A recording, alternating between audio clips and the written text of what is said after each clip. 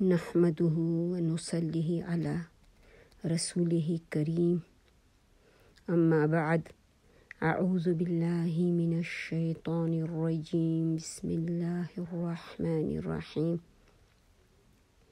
إن الله وملائكته يصلون على النبي يا أيها الذين آمنوا صلوا عليه وسلموا تسليما الحمدللہ بإذن اللہ آج ہماری دوسری کلاس ہے سیرت النبی صلی اللہ علیہ وآلہ وسلم کی۔ ہماری پہلی کلاس میں ہم نے رسول اللہ صلی اللہ علیہ وآلہ وسلم اور قریش کے کچھ حالات پڑھ لیے تھے، اور انشاءاللہ آج کی ہماری کلاس اسلام سے پہلے عربوں کی وہ ہسٹری جس کا ذکر قرآن میں آیا ہے، وہ واقعات جن کا ذکر قرآن میں آیا ہے، تو انشاءاللہ انہی واقعات کا آج ذکر ہوگا۔ اب ان واقعات میں پہلے ہم جس کا ذکر کرتے ہیں وہ ہے یمن کا بادشاہ ابو کرب طبان اسد اور یا حسان بن طبان بھی اس کو کہا جاتا ہے۔ تو انشاءاللہ آج ہم اس کے بارے میں انہی واقعات کے اوپر چلیں گے جن کا ذکر قرآن میں ہے، جو قرآن سے ریلیٹڈ ہیں۔ انشاءاللہ ہماری کوشش ہوگی کہ وہ ہم سارے وہ واقعات اپنے اس سیرہ میں کور کر سکیں۔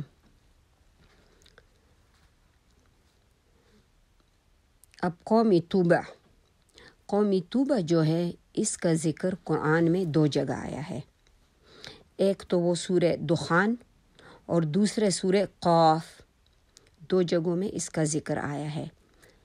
ان کے بارے میں بتایا جاتا ہے، ان کے بارے میں جو واقعات ہے قرآن کریم میں ان کا ذکر ہے، اور جن مقامات پر ہے ان پر کافی مفسرین نے طویل بحثیں کی ہیں کہ اس سے مراد کون ہے، کون سا توبہ ہے، کہ توبہ تو ایک فرد کا نام نہیں ہے بلکہ یہ یمن کے جو حمیری بادشاہ تھے، یہ ان لوگوں کے جو ہے متواتر لقب رہا ہے، جیسے کہ فرعون کے زمانے گزرے ہیں، اور موسیٰ علیہ السلام کے زمانے میں جو فرعون تھا اس کا نام اس فرعون کا تھا رامسیس۔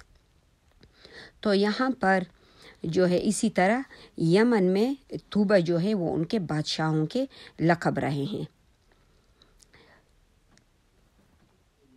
اب ان میں سے جو ہے ان حمیری بادشاہوں کا جو ہے جن کا یہ لقب رہا، انہوں نے بہت عرصے دراز تک یمن کے مغربی حصے یعنی دارالسلطنت اس کو قرار دے کر عرب، شام، عراق، افریقہ کے بعض حصوں پر حکومت کی۔ اسی وجہ سے ان کو تبع یا ان کی جمع جو ہے تبعبہ آتی ہیں۔ اب ان بادشاہوں کو جو ہے انہی نام سے پکارا جاتا تھا، لیکن قرآن میں سورہ الدخان اور سورہ قاف میں جس توبہ کا ذکر آیا ہے اس کے بارے میں حافظ ابن کثیر رحمۃ اللہ علیہ کی تحقیق زیادہ رائج معلوم ہوتی ہیں۔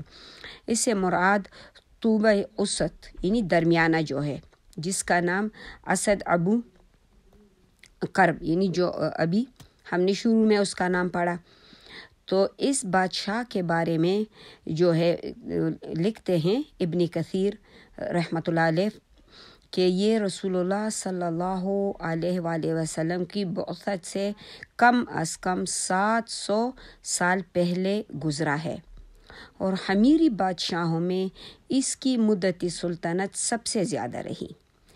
اس نے اپنے عہد حکومت میں بہت سے علاقے فتح کیے، یہاں تک کہ یہ سمرقند تک پہنچ گیا۔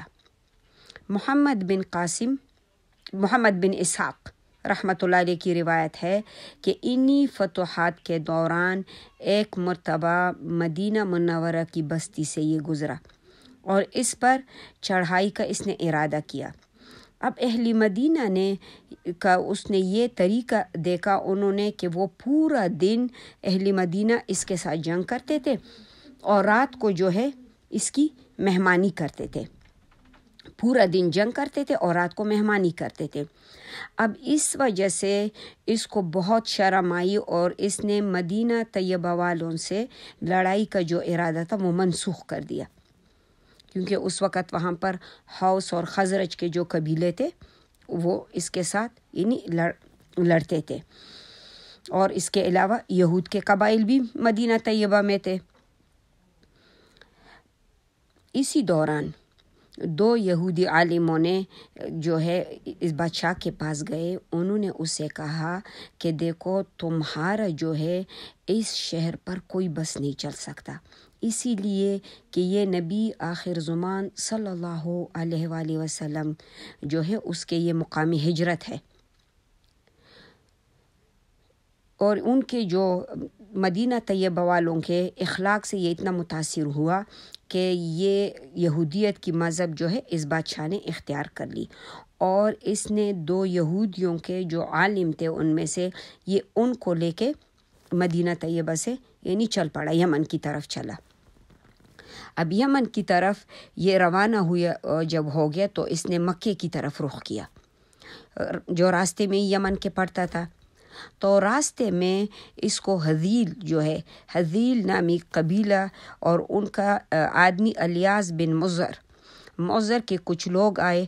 उन्होंने बादशाह से कहा कि क्या हम आपको एक तोबा जो था उससे कहा कि क्या हम तुम्हें कोई ऐसा खुफिया ख़जाना ना बताएं जिसमें हीरे मोती ज़मरूद याकूत सोना चांदी कसरत से मौजूद हैं, और आपसे पहले यानी जो बादशाह गुज़रे हैं वो इस ख़जाने से बिल्कुल लाइलम रहें। बादशाह ने कहा क्यों नहीं, ज़रूर बताओ। अब इन लोगों ने कहा कि मक्के में एक ऐसा घर है यानी जो हरम पाक है, अहले शहर जो है इस घर की इबादत करते हैं, वहाँ नमाज पढ़ते हैं, दुआएं मांगते हैं। अब लोगों का मकसद ये था कि ये तौबा और इसके साथी जो है मक्के के ज़रिए उसको हलाक कर दिया जाए, क्योंकि वो जानते थे, उनको इस बात का इल्म था कि जिस किसी हुक्मरान ने हरम पाक के साथ कोई बुराई का इरादा किया या किसी जो है सरकशी या कोई दूसरी गलत हरकत की, तो उसके लिए तो बर्बादी है, यानी उसके लिए बर्बादी है। लेकिन तौबा ने कोई कदम उठाने से पहले वो जो है यहूदियों से उसने मशवरा किया, उन उलमा से, कि ये जो लोग हैं ये जो मशवरा दे रहे हैं मक्के के बारे में, क्योंकि ये तो काफ़ी यानी अरब के काफ़ी इलाकों पर कब्ज़ा कर चुके थे, तो इस यहाँ पर तो ख़जाने हैं, तुम लोगों का क्या ख्याल है। अब यहूदियों ने उससे कहा कि ये कबीला बनी हज़ील जो है इनके लोगों ने साजिश की है तुम्हारे ख़िलाफ़, इन लोगों ने तुम्हारे ख़िलाफ़ साजिश की है, क्योंकि हम इस घर के सिवा कोई दूसरा घर ऐसा हम नहीं जानते जो अल्लाह ताला ने ज़मीन पर अपने लिए बनाया हो, खाना काबा। अगर तूने वही काम किया जिस पर इन लोगों ने यानी बन हज़ील के कबीले ने उकसाया है, तो लाजमी जो नतीजा है वो तेरे और तेरे साथियों की बर्बादी के सूरत में निकलेगा। अब तौबा ने पूछा कि ठीक है, फिर मेरे लिए तुम लोगों का मशवरा क्या है। वो यहूदी उलमाओं से पूछा और मुझे क्या करना चाहिए। उन्होंने कहा कि तुम वही करो जो बाकी लोग करते हैं, यानी तुम भी वैसा करो, उस घर में जाके वहाँ का तवाफ़ करना और उसकी इज़्ज़त और तकरीम करना, और फिर उसके पास अपना सर मंडवाना, जब तक वहाँ रहे आजिज़ी और इनकिसारी इख्तियार करके रहना। अब तौबा ने पूछा कि तुम लोगों ने क्यों ऐसा नहीं किया। उन्होंने जवाब दिया कि इसमें कोई शक नहीं, वो हमारे बाप इब्राहीम का घर है और वाकई यकीनन वही है जो हमने तुझसे बयान किया है, लेकिन मसला ये है कि वहाँ के रहने वालों ने उस घर के चारों तरफ मिट्टी के और पत्थर के बुत नस्ब किए हैं। अब उन बुतों के पास जो है वो लोग कुर्बानियाँ देते हैं, और उन्होंने जो है हमारे और इस घर के दरमियान एक दीवार खड़ी की है, जिसकी वजह से अब हम वहाँ नहीं जाते। और वो लोग जो है एक मतलब रिवायत में कहते हैं कि वो लोग नजस हैं, जैसे कि नजस हैं और शिरक करने वाले लोग हैं। ये गुफ्तगू यानी उन दो यहूदी उलमा ने की। अब बहरहाल नतीजा ये निकला कि जो तौबा को उन्होंने मशवरा दिया, अब उन्होंने हज़ील के जो कबीला تھا، اس کے لوگوں کو بلوایا اور اس کے بادشاہ نے ان سب کے ہاتھ کٹوائے کہ تم لوگوں نے مجھے بربادی کا مشورہ دیا تھا، اور خود وہ جو ہے آگے روانہ ہوا یہاں تک کہ مکہ مکرمہ پہنچا۔ یہاں اس نے خانہ کعبے کا طواف کیا اور پھر وہاں اونٹ ذبح کیے، سر منڈوایا، اور روایت کے مطابق جو لوگوں میں مشہور ہے، اس نے وہاں پر 6 دن قیام کیا۔ 6 دن قیام کیا۔ اس دوران وہ وہاں کے لوگوں کے لیے جانور ذبح کرتا تھا اور وہاں کے رہنے والوں کے لیے کھانے اور شہد کا انتظام کرتا تھا۔ اب طوبہ جو ہے یہ سب سے پہلا آدمی تھا، شخص تھا جس نے خانہ کعبہ بیت اللہ کے اوپر غلاف چڑھایا ہے۔ طوبہ کو خواب میں بتایا گیا کہ وہ بیت اللہ پر غلاف چڑھائے، چنانچہ اس نے جو ہے بیت اللہ پر ٹاٹ کا غلاف چڑھا دیا۔ پھر اس کو اگلی رات پھر اشارہ ہوا کہ اس سے بہتر غلاف چڑھائے، چنانچہ اس نے پھر معافر 2 نمبر جو ہوتا ہے اسے تھوڑا بہتر اس کا غلاف چڑھایا۔ پھر اس کے بعد پھر اس کو خواب میں اشارہ ہوا کہ اس سے بھی بہتر غلاف چڑھائیے، چنانچہ اس نے وسائل جو کا بنا ہوا، جو اس کا کافی مہنگا کپڑا ہوتا ہے یمن کا، بنا ہوا غلاف اس کے اوپر چڑھایا۔ اور عرب کی جو ہے عام روایت کے مطابق یہ طوبہ پہلا شخص تھا جس نے بیت اللہ کے اوپر غلاف چڑھایا۔ اور اس کے علاوہ وہاں پر اس وقت جرہم کے قبیلے، ہم نے شروع کے کلاس میں جرہم کے قبیلے کے بارے میں پڑھا تھا کہ اسماعیل علیہ السلام کے 2 بیٹوں کے بعد خانہ کعبے کے جو انچارج تھے وہ جرہم کا قبیلہ رہا، اور یہ تقریباً 2100 سال رہے، اور پھر 300 سال خزاعی۔ تو اس وقت جرہم کے قبیلے کے قبضے میں تھا خانہ کعبہ، تو جب غلاف چڑھایا جرہم کے قبیلے کے ساتھ اس نے مل کر خانہ کعبے کے اوپر غلاف چڑھایا، اور اس نے وہاں کے لوگوں کو نصیحت کی، اور جو جرہم کے لوگ تھے ان کو نصیحت کی کہ اس کو پاک صاف رکھیں، اس میں یہاں پر کوئی جیسے کہ گندگی پلیدگی نہ ڈالیں، یہاں پر جو اس طرح وہ اپنے جانور ذبح کرتے تھے، چڑھاتے تھے، تو ان چیزوں سے ان کو منع کیا۔ اب طوبہ وہاں سے چل پڑا۔ یہ جب طوبہ یمن میں داخل ہونے لگا، جب یمن میں داخل ہونے لگا تو جو بنی حمیر تھے، اب ان لوگوں نے روکا، اس کو بادشاہ کو روکا۔ لوگوں نے اس سے کہا کہ تم تو ہمارے مذہب سے الگ، تم نے تو علیحدگی اختیار کی، ہمارے مذہب سے جو ہے تم الگ ہو گئے ہو، اسی لیے ہم تجھے اس بستی میں اب داخل نہیں ہونے دیں گے۔ اب طوبہ نے انہیں یہ بتایا کہ اپنا مذہب جو ہے قبول کرنے کی ان کو دعوت دی، وہ عیسائیت پر تھا، اور اپنے قوم سے بھی کہا کہ یہ تمہارے لیے بہتر مذہب ہے۔ اس پر انہوں نے کہا کہ ٹھیک ہے۔ ان کے جو تھا ان علاقوں میں ایک آگ تھی جس کو یہ ثلاثی کہتے تھے، اب اس پر یہ لوگ اپنے فیصلے وغیرہ جو تھے وہاں یہ کرتے تھے اس آگ پر۔ اب طوبہ نے جو ہے لوگوں نے اس سے کہا کہ اب فیصلہ تو ہمارے اور آپ کے درمیان ثلاثی کے مطابق ہوگا، تو طوبہ نے اس کو قبول کر لیا۔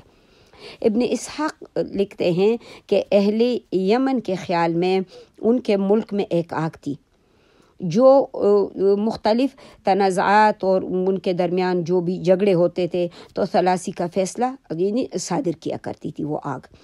اب جو ظالم بندہ ہوتا تھا وہ آگ جو ہے اس کو نگل جاتی تھی اور مظلوم کو وہ کوئی نقصان نہیں پہنچاتی تھی۔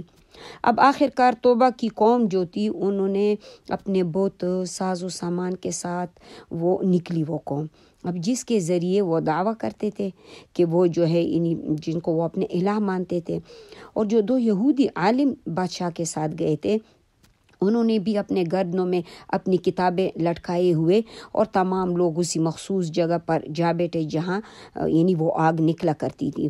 اب تھوڑی دیر بعد وہ آگ نکلی۔ آگ نکلی ان کی جانب، وہ بڑھنے لگی.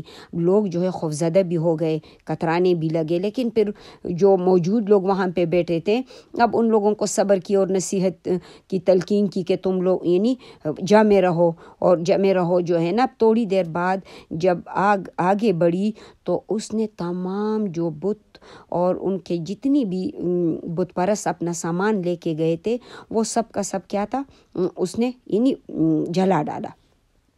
اور لیکن اس کے ساتھ جو یہودی عالم تھے، جو اپنے گلے میں اپنی کتابیں تورات کے وہ ڈال کر گئے تھے، اب ان کو آگ نے کچھ بھی نہیں کہا، اور وہ انہیں اپنی کتابوں کو لٹکائے ہوئے تھے، اور وہ بالکل ٹھیک ٹھاک صحیح سلامت وہاں سے باہر نکل آئیں. تو اس طرح سے جو وہ قوم تھی حمیری، اب وہ یعنی اس کے قائل ہو گئے یہودیت کے. اور اب یمن میں اسی طریقے سے یہودیت کا آغاز ہو گیا. اب دونوں یہودی عالموں نے بنی حمیر کے جو لوگوں نے جو آگ کا پیچھے اسی لیے کیا تھا کہ وہ اسے لٹا دیں، لیکن کہ وہ مطلب انہی لوگوں کو ختم کر دیں گے. لیکن اب ان کو یہ پتہ چلا کہ جو مذہب یہودیت ہے وہ حق پر ہے. تو لہٰذا اس طرح توبہ کے وہ سارے لوگ جو تھے وہ ایمان لے آئیں. اور اس کے بعد جو ہے اب توبہ کی اس کی جب حکومت تھی، اس کے حکومت کے بعد اس کا جو بیٹا تھا حسان بن توبان، وہ جو تھا وہ اس کا بادشاہ بنا. باپ کے بعد اس کی بادشاہت آئی. جب اس کی بادشاہت آئی تو وہ عرب اور عجم کی سرزمین کو فتح کرنے کے اس کے بیٹے نے یہی ارادہ کیا کہ وہ اب عرب اور عجم کی سرزمین کو فتح کرے، اور یمن کے لوگوں کو وہ وہاں سے نکال کر یعنی عراق کے قریب ایک مقام پر لے گیا. جب وہ بحرین پہنچا تو اس کے قبیلے بن حمیر کے جو قبیلے کے کچھ لوگ اور یمن کے دوسرے بھی قبائل اس کے ساتھ تھے، انہوں نے اب آگے جانا پسند نہیں کیا. اب ان کا خیال تھا کہ وہ یہاں سے اپنے گھروں کو واپس لوٹ جائیں. لیکن بادشاہ تو ارادہ کر چکا تھا کہ اب وہ آگے عرب اور عجم کو فتح کریں. اب جو ہے وہ جب بادشاہ نہیں مانا، اب ان لوگوں نے کیا کیا کہ بادشاہ کا جو بھائی ہے اس کے ساتھ مل کر بادشاہ کے خلاف سازش کی اور جو ہے بادشاہ کو اپنے بھائی کے ہاتھوں سے یعنی قتل کرا کے اور عمرو بن توبان جو ہے اس کو بادشاہ بنا لیا، جو بادشاہ کا بھائی تھا عمرو. اب وہ جب بادشاہ بنا تو وہ یمن واپس آ گیا. جب یمن واپس آیا، لیکن اب بادشاہ نے جس نے اپنے جو ہے بھائی کو قتل کیا تھا، اب اس کی یہ حالت ہو گئی کہ اس کو اللہ تعالیٰ نے بے خوابی کے مرض بیماری میں مبتلا کیا. اس نے بہت زیادہ جتنے طبیب تھے، کاہن تھے، اس وقت کے نجومی تھے، ان کو بلایا اور ان سے دریافت کیا، علاج کرنے کی کوشش کی، لیکن بادشاہ کی جو نیند ہے وہ بالکل ختم ہو گئی تھی. اب اس میں سے ایک شخص نے بادشاہ سے کہا کہ میں قسم کھا کر یعنی اس نے بتایا کہ جس شخص نے بھی اپنے بھائی یا کسی رشتہ دار کو قتل کیا ہے، اس کے ساتھ جو ہے نا اس کے ساتھ بھی یہی کچھ ہوا ہے. اب عمرو بن توبان سے جب یہ بات کی گئی کہ تو اس نے یمن کے جو لوگ جنہوں نے اس کو اکسایا تھا حسان بن توبان کو قتل کرنے کے ارادے پر کہ وہ اس کو جو ہے نا کہ اپنے بھائی کو قتل کرے، کیونکہ آگے وہ لوگ نہیں چاہتے تھے کہ لڑیں تاکہ ہم واپس یمن چلے جائیں. اب بادشاہ کا غصہ ان لوگوں پر تھا کہ میں نے تو ان لوگوں کی باتوں میں آ کر چونکہ اپنے بھائی کو قتل کیا ہے، تو لہٰذا اب اس نے جا کے اسی میں وہ یہاں تک کہ وہ ان سب لوگوں کو اس نے قتل کرنا شروع کیا، وہ لوگ جن لوگوں نے اس کو اپنے بھائی کے قتل کرنے پر اکسایا تھا. اور کچھ عرصے بعد عمر بن توبان جو تھا وہ مر گیا. جب وہ مر گیا تو اب یہ جو حمیری تھے ان میں ٹوٹ پوٹ جو ہے نا ہو گئی، ان کی سلطنت میں کافی ٹوٹ پوٹ ہو گئی اور ان کی سلطنت جو ہے یعنی کافی خراب ہو گئی. جب سلطنت میں ٹوٹ پوٹ ہو جاتی ہے تو اب کیا تھا کہ شاہی خاندان کے اندر انتہائی نااتفاقیاں چل پڑیں. جب شاہی خاندان کے نااتفاقیوں میں کیا تھا کہ ان میں ایک شخص تھا جو شاہی خاندان میں سے نہیں تھا، لخیتھا اس کا نام تھا جو ہے، اور وہ شخص کیا تھا، وہ تخت و تاج کے اوپر قابض ہو گیا.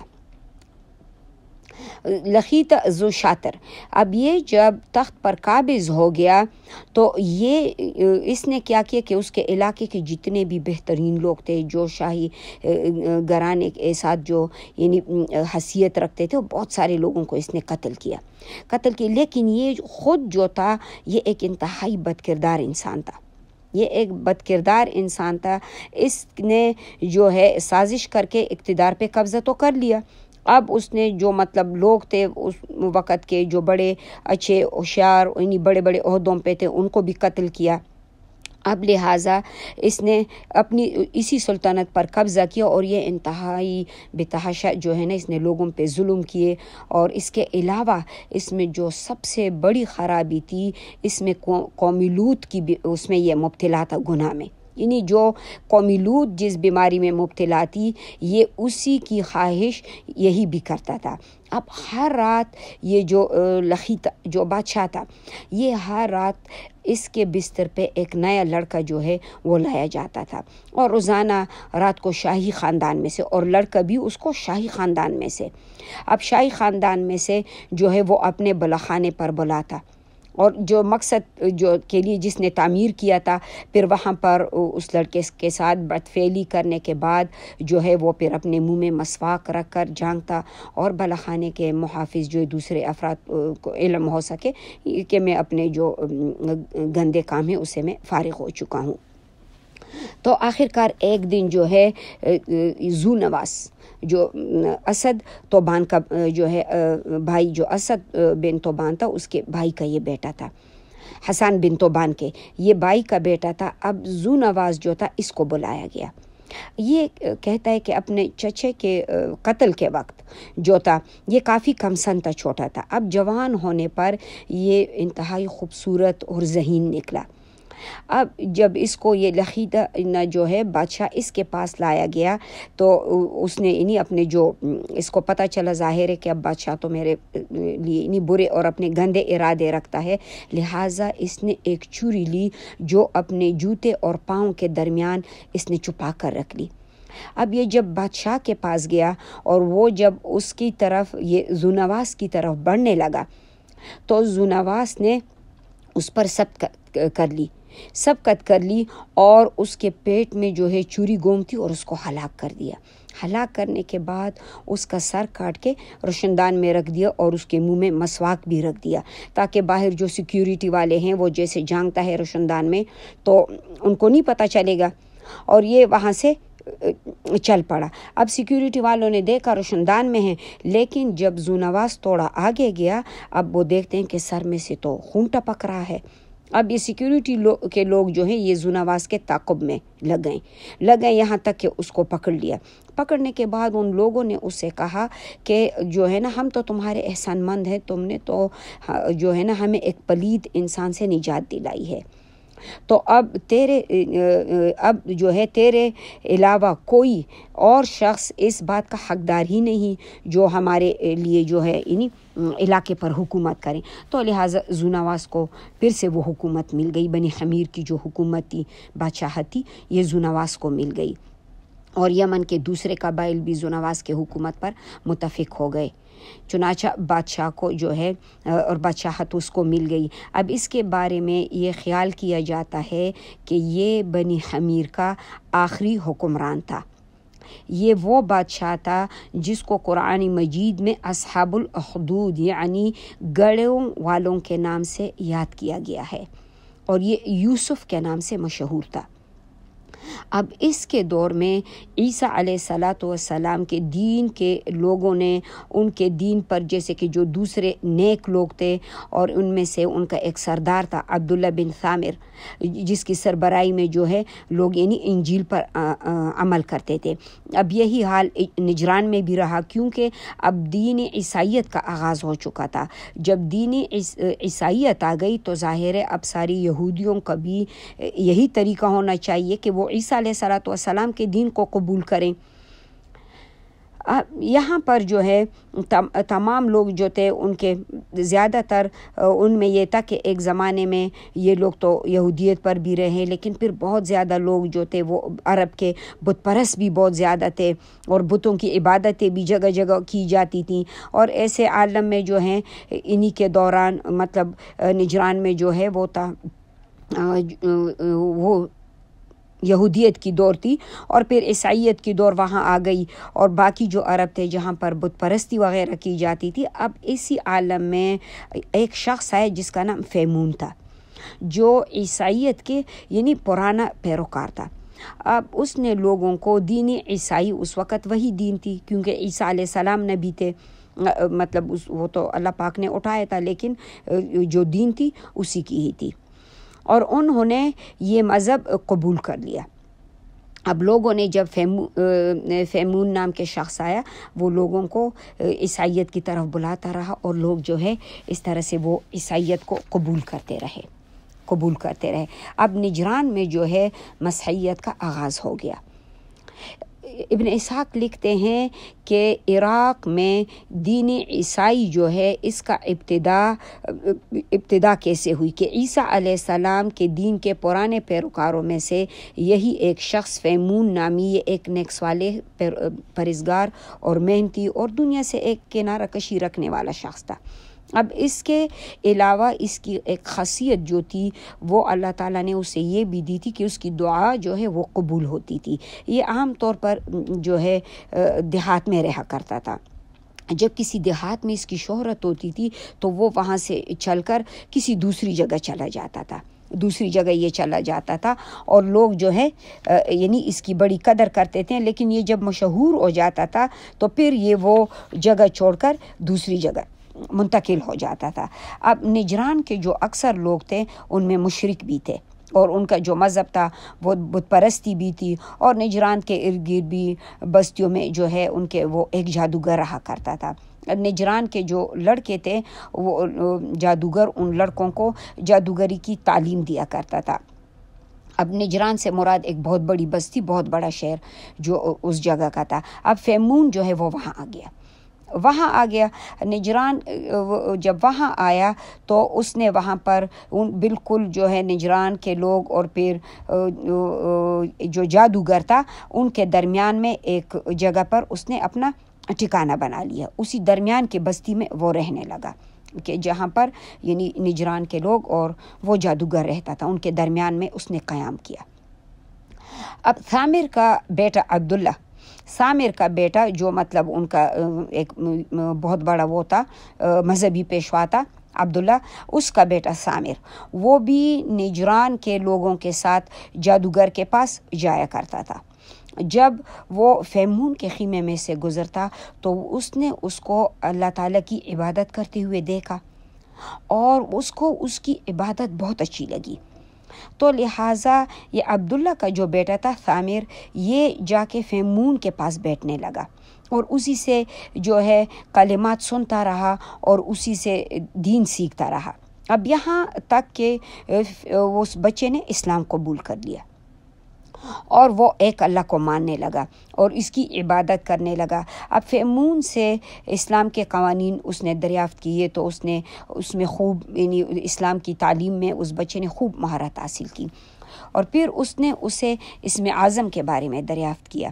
فیمون اسم اعظم جانتا تھا، لیکن اس نے عبداللہ سے اس بات کو پوشیدہ رکھا کیونکہ اس کو پتہ تھا کہ یہ جو ہے نا اس کو برداشت نہیں کر سکے گا اور ابھی وہ کمزور ہے، اسی لیے وہ اسم اعظم کا بوجھ اس کے بس میں نہیں ہے کہ وہ اسے برداشت کر سکے. عبداللہ کا جو باپ تھا ثامر، وہ یہ جانتا تھا کہ عبداللہ بستی کے دوسرے لڑکوں کی طرح وہ جاتا ہے اور جادوگر کے پاس جا کے جادو سیکھتا ہے. لیکن جو تھا عبداللہ جو تھا وہ تو فیمون کے ساتھ بیٹھا اور وہ اسلام لے آیا، ایمان لے آیا. تو لہٰذا جب اس نے دیکھا کہ فیمون جو ہے اب وہ اس کو اسم اعظم جو ہے وہ نہیں بتا رہا ہے، اس نے کافی کوشش کی. پھر اس بچے نے ایک ترکیب یہ سوچی کہ اس نے چند تیر لے لیے اور جس پر اس نے اللہ تعالیٰ کے جو نام اس کو معلوم تھے ایک ایک کر کے اس کے اوپر لکھ دیے. کیونکہ جو اسماء حسنہ ہے یہ تو پریویس کتابوں میں بھی ہے اللہ تعالیٰ کے نام.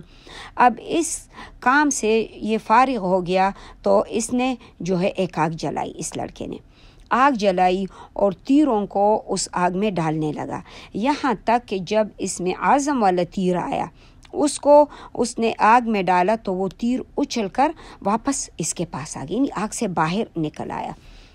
اب وہ تیر اس نے لے لیا اور جو ہے عبداللہ نے، اور یہ فیمون کے پاس آیا اور اس سے کہا کہ اس میں اعظم جو تم نے مجھ سے چھپایا تھا میں نے معلوم کر لیا. فیمون نے اسے کہا کہ اچھا کیسے معلوم کیا تم نے؟ تو عبداللہ نے بتایا کہ جو ہے نا میں نے یہ طریقہ کیا. اور فیمون نے اسے کہا کہ ہاں تم نے صحیح طریقہ اختیار کیا ہے، اور جو ہے یعنی اب تم اس بات کو دل میں رکھو، کسی کو مت بتاؤ. لیکن فیمون کو اس بات کی امید نہیں تھی کہ یہ بچہ اس بات کو دل میں رکھ سکے گا. اب عبداللہ ثامر کا یہ حال ہو گیا کہ جب وہ نجران میں جاتا تو یعنی کسی بھی مصیبت زدہ شخص سے ملتا، اس کو وہ اپنی دین میں شمولیت کی دعوت دیتا اور اس سے پوچھتا کہ کیا وہ ایک اللہ کو مانتے ہوئے اس دین میں اگر شامل ہو جائے گا تو میں جو ہے اپنے اللہ سے دعا کروں گا کہ تمہیں اس مصیبت سے اللہ تعالیٰ نجات دے دے گا. اب چنانچہ اس کی دعا جو ہے وہ اس میں اعظم کے ساتھ کرتا تھا، دعا قبول ہو جاتی تھی اور پھر وہ لوگ جو ہے وہ شخص جو بھی مطلب وہ شخص اسلام میں آ جاتا تھا. اور اسی طرح سے یہاں تک کہ اب نجران میں کوئی بھی ایسا تکلیف دہ یا پریشان حال شخص نہ رہا کہ جس کے پاس عبداللہ گیا نہ ہو اور اس کو اپنے مذہب میں اس نے شامل نہ کر لیا ہو. اس نے جس کے لیے بھی دعا کی تو اس کو شفا بھی ہو گئی، حتیٰ یہ کہ یہ خبر اب نجران کے بادشاہ کو ہو گئی. جب بادشاہ کو خبر ہوئی اس نے عبداللہ کو بلایا اور اس سے کہا کہ اس نے اس بستی کو جو ہے نا اس کے یعنی بادشاہ کے خلاف کر دیا ہے، میرے آبا و اجداد کا جو مذہب ہے یعنی اس کی مخالفت کی ہے، میں تجھے جو ہے نا انتہائی سخت سزا دوں گا. عبداللہ نے کہا کہ تم جس بات کا دعویٰ کرتا ہے تم وہ نہیں کر سکو گے جب تک تم اللہ پر ایمان نہ لاؤ. اچھا بادشاہ نے اس کے لیے سزائیں وہ کر دی. بادشاہ نے اپنے لوگوں سے کہا کہ اس بچے کو لے کر یہ پہاڑ سے نیچے گرا دیں. جب کچھ اس کے سپاہی تھے یہ لے گئے عبداللہ کو پہاڑ سے گرانے کے لیے، اور وہاں پر اللہ نے ایک زلزلہ کرایا جس سے وہ جو آدمی تھے وہ گر پڑے اور عبداللہ بچ گیا. یہ واپس بادشاہ کے پاس آیا اور یہ نہیں کہ یہ ڈرا، یہ بادشاہ کے پاس آیا حق کی دعوت کے لیے. اللہ رب العالمین کے آگے ایک بچے کی جو ہے ایمان جو ہے اس کی مضبوطی جو ہے وہ کس قدر خود ایمان لا کے دوسروں کے غم میں کس طرح وہ لگا ہوا ہے، یہ تبلیغ کے لیے جو ہے نا ایک بہترین مثال ہے. اچھا عبداللہ جو ہے اب بادشاہ نے کیا کیا کہ لوگوں سے کہا کہ اس کو جو ہے مطلب پانی میں گرا دو، اس کو پانی میں گرا دو. جب لوگ اس کے سپاہی لے گئے پانی میں گرانے کے لیے اس کو غوطے دے دو جب تک اس کی جان نہ نکلے، لیکن وہ کامیاب نہ ہوئے. اب یہ پھر بادشاہ کے پاس آیا اور پانی آ کے کا ایک ریلا آیا اور ان لوگوں کو جو بادشاہ کے لوگ تھے ان کو اپنے ساتھ ڈبو کے لے گیا. لیکن اس نے بادشاہ سے کہا کہ تم اللہ کی وحدانیت اور اس کی ایک ہونے کو مان لو اور پھر جو ہے تم جو ہے مجھے قتل کر سکتے ہو، اس کے علاوہ تم مجھے نہیں قتل کر سکتے. اب بادشاہ نے جو ہے وہ لے آیا ایک اللہ پر، جب وہ ایمان لے آیا تو اس نے ایک لاٹھی اٹھائی اور جو ہے عبداللہ کو کے سر پہ ماری بسم اللہ پڑھ کر نا. اس نے کہا تم جو بھی چیز اٹھاؤ اسے مجھے تم معمولی بھی زخم دو انہی بسم اللہ کہہ کر تو تم مجھے قتل کرو گے، ویسے جو ہے اللہ تعالیٰ کبھی بھی تمہارے ہاتھوں سے جو ہے نا میری جان کو نقصان نہیں پہنچائے گا. اب عبداللہ ابن ثامر جو ہے وہ مطلب اس کے سر پہ پڑتے ہی وہ سٹک جو بادشاہ نے اس کے سر پہ مارا تو وہ اسی سے ہی فوت ہو گیا. اب جو ہے حضرت عیسیٰ علیہ السلام کے جو احکامات تھے وہ اس نے لوگوں تک پہنچائے تھے، اور اب جو نجران میں دینی جو عیسائیت تھی وہ کافی پھیل چکی تھی. اب پھیل چکی تھی۔ اب بادشاہ جو تھا اب اس نے لوگوں سے کہا کہ اگر تم لوگ واقعی اپنی جان بچانا چاہتے ہو تو تم لوگوں کو اس دین سے نکلنا ہوگا، یعنی یہودیت کو تم لوگوں نے قبول کرنا ہوگا۔ پہلے دین تو یہودیت کی تھی۔ اب لوگ جب نہیں مانے تو ذونواس نے خندقیں کھدوائیں اور اس نے بے شمار لوگوں کو جلایا، ان گنت تلواریں جو ہے اس نے چلائی اور بہت زیادہ لوگوں کو قتل بھی کیا، ان کے ناک کان کاٹ ڈالے۔ یعنی ایک اندازے کے مطابق کہتے ہیں کہ اس نے تقریباً 20,000 اشخاص کو جو اس نے قتل کیا، 20,000 اشخاص کو اس نے قتل کیا۔ اور ذونواس جو ہے اس کے لشکر کے بارے میں رسول اللہ صلی اللہ علیہ وسلم پر وحی بھی نازل ہوئی، جس کا ذکر سورہ البروج میں ہے۔ سورہ البروج میں جو ہے نا یہ ان کا ذکر آیا ہے۔ تو یہ جب لوگوں کو قتل کر رہا تھا تو ایک آدمی جو تھا وہ ان کے چنگل سے نکل پڑا، بھاگ نکلا وہ جنگل کی طرف جو ہے یعنی بھاگتا ہوا گیا۔ اب اس شخص کا نام جو ہے وہ دوست بتاتے ہیں۔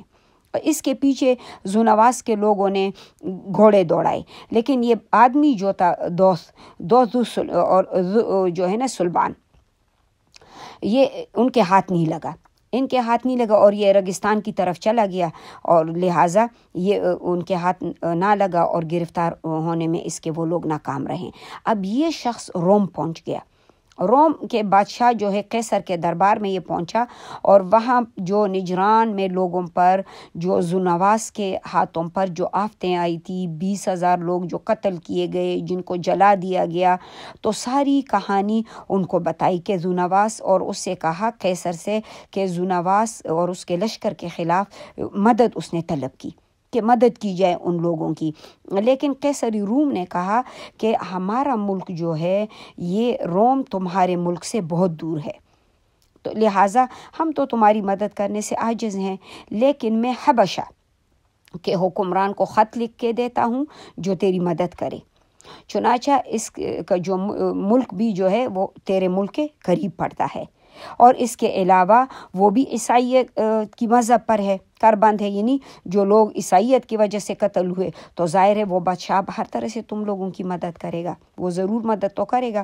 چنانچہ قیصری روم نے اس کو جو ہے دوست کو خط لے کے حبشہ کی طرف روانہ کر دیا، اور پھر جو ہے حبشہ جا کر تاکہ وہ یعنی بادشاہ ان لوگوں سے بدلہ لے لے۔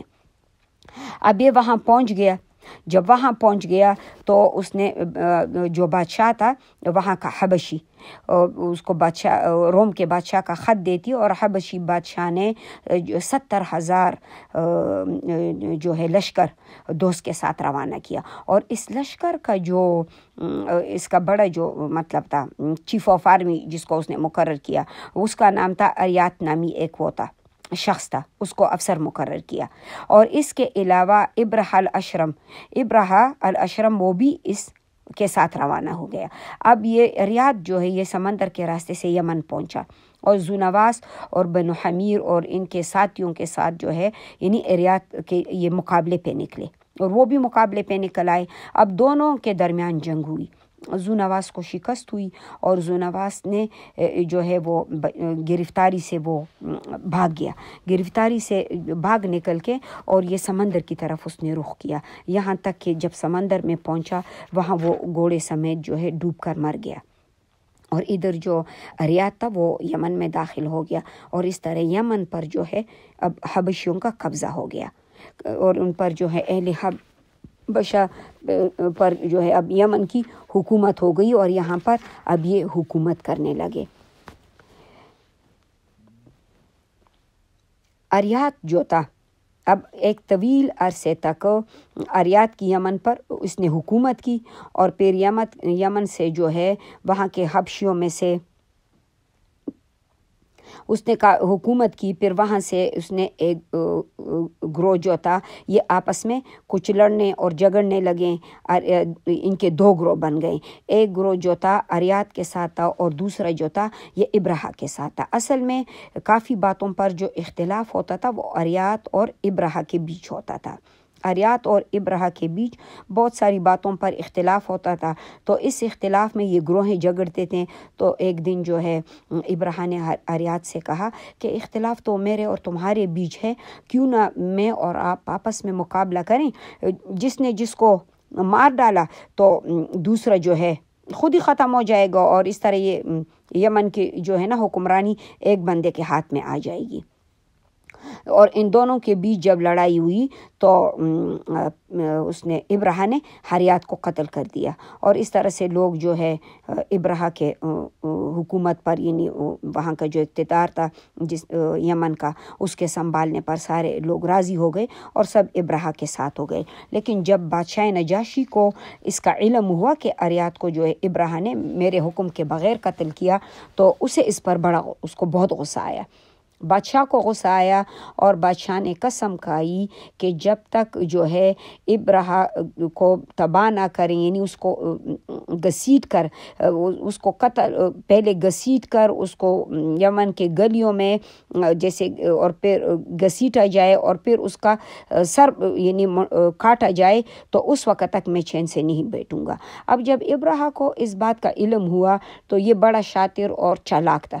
اب چالاک تھا, اس نے کیا کیا ابرہہ نے ایک مٹی کا برتن رکھے جو ہے اس میں اپنے جو یمن کی مٹی تھی اپنا سر منڈوا کے اور وہ اپنے بال اس میں بال ڈالیں اور بادشاہ کو جو ہے اس نے ایک پیغام بھیجوا دیا. اس سے کہا کہ بادشاہ سلامت, جو خلاف ورزی ہوئی ہے آپ کے حکم کی وہ وجہ یہ تھی کہ اریات کے ساتھ میرے جو معاملات تھے یمن کے بارے میں وہ زیادہ اچھے تھے. اریات چونکہ نہیں مانتا تھا اور اس کی وجہ سے میرے اور اس کی لڑائی ہوئی اور اس لڑائی میں وہ قتل ہو گیا. لہٰذا بادشاہ سلامت, جو قسم آپ نے کھائی ہے, تو مجھے خبر ملی ہے, تو اسی لیے میں اپنا سر میں نے منڈوا ڈالا ہے اور اپنے وطن کی مٹی ایک برتن میں رکھ کر اعلی حضرت کی خدمت میں روانہ کر رہا ہوں, تاکہ اس کو آپ اپنے پاؤں کے تلے رون ڈالیں اور میرے بال جلا کر آپ اپنی قسم کو پورے کر لیں.